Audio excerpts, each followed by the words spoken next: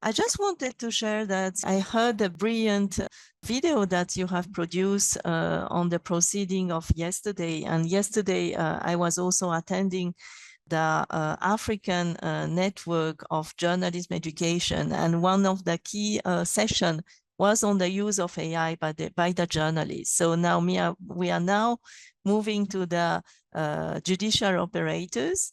And I want to reiterate that AI so has enormous potential, but also risks, right? Substantial risk, particularly regarding human rights and gender equality, because it raises concern about amplifying existing prejudice and biases that we have in our analog world into the digital realm, and including AI-generated gender biases and gender-based violence, to which the judicial system need to respond.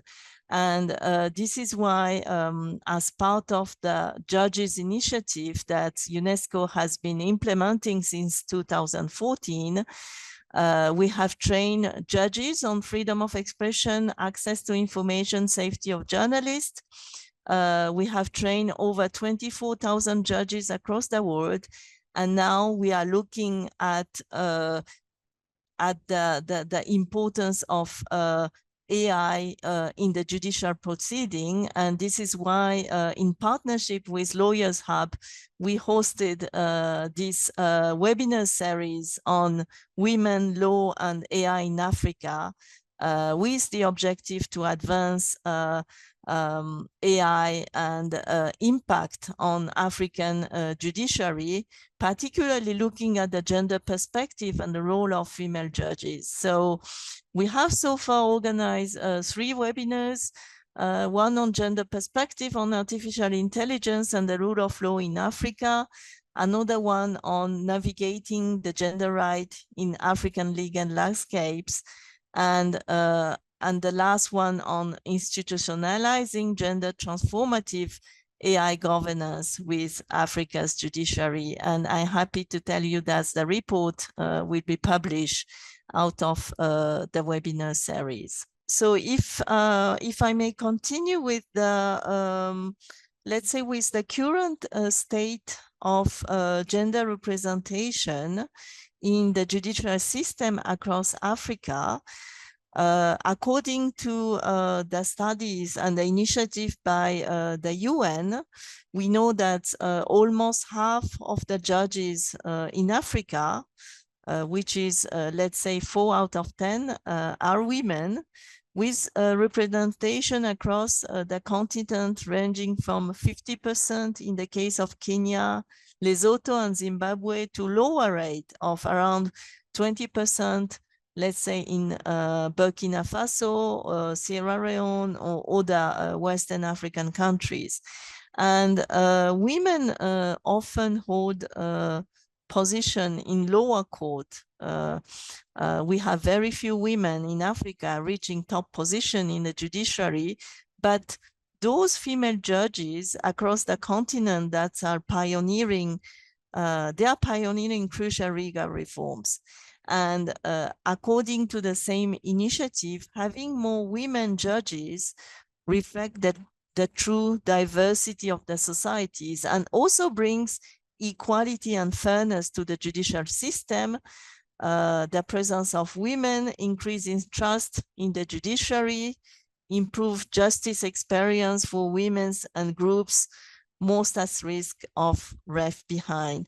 And one of the important things that UNESCO's report on challenging systematic prejudice, an investigation into bias against women and girls in large language model, find out is that AI perpetuate biases mainly from 2 sources. One is from the biases which are present in the training data sheet, and the second is the biases of individual engineers developing and deploying these models. There is an interesting quote in the study that says that AI systems are trained on vast data set derived from human languages and interactions, they inadvertently learn and perpetuate the biases present in their training material.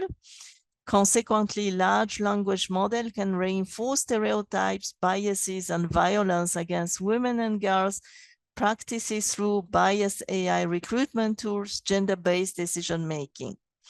So AI could potentially advance the aims of gender equality and equity worldwide if it is harnessed ethically and inclusively, or if it's developed by diverse teams with the purpose of bringing positive societal impact and more generally designed to mitigate rather than perpetuate inequality and gender disparity in its interaction with societies. So in terms of access, gender equality and access to justice in Africa, which is, the main topic for these sessions, we have identified, let's say, 5 categories of challenges in leveraging AI. And first is the gender digital divide. That we have to address. We have to address the gender inclusiveness in the legal and tech sectors to implement structural changes, to focus on robust gender-sensitive policy framework that promotes shift in behavior, culture, and societal norms to reduce gender biases and their impact. There are also challenges in terms of the lack of policies. I heard already in the summary of the proceeding from yesterday and morning sessions, only 7 African countries have AI strategies out of 55 countries of African unions. And there is no African judiciary that has developed a comprehensive guideline or ethical framework to govern the use of AI. Another challenges also relate to educational institutions that need to foster an environment and structural challenges around practices in the tech and legal sectors, especially about AI, and promote inclusiveness, STEM educations, funding AI, and gender inclusive approach. There are also challenges in implementing legal framework for gender equality in Africa. There are new forms of AI-generated gender-based violence that require judicial response to adapt effectively. Future focus also need to be on comprehensive legal framework, regional collaboration, and the technology's role on access to justice. And we need capacity building for judicial officers to maintain decisional independence with AI, and that was highlighted during the discussion, along with preserving openness and transparency in court proceedings. And to respond to that challenges, I mean, there is a number of initiatives taking place in the world and in the regions, which include also the newly endorsed landmark AI strategies for Africa by the African unions, but also the growing number of African countries that are engaging in AI readiness studies to develop their own strategies. So at the global level, UNESCO has developed a global toolkit on AI and rule of law. We launched a survey on the use of AI system by judicial operators, where we engage with over more than 30,000 judicial actors in almost all our member countries. We launched an open consultations on the draft guideline, which is available for the use of AI system in court and tribunal. And we also establish a global network of experts on AI and rule of law that provides some technical guidance and training to the judiciaries worldwide. And at the regional level, we have conducted a number of consultations. The last one that we concluded is the Eastern African Forum on Artificial Intelligence. We have also this webinar series on AI, rule of law, and gender that we are conducting in partnership with Lawyers Hub. And I'm happy to announce that in November, we will be hosting in Nairobi a UNESCO's regional training on AI and the rule of law for judges from Africa. So we would like to invite you to participate in this open consultation on the draft guideline for the use of AI in court and tribunals, but also encourage governments to apply the UNESCO's readiness assessment methodologies in order to support the implementation of the recommendation on the ethics of AI.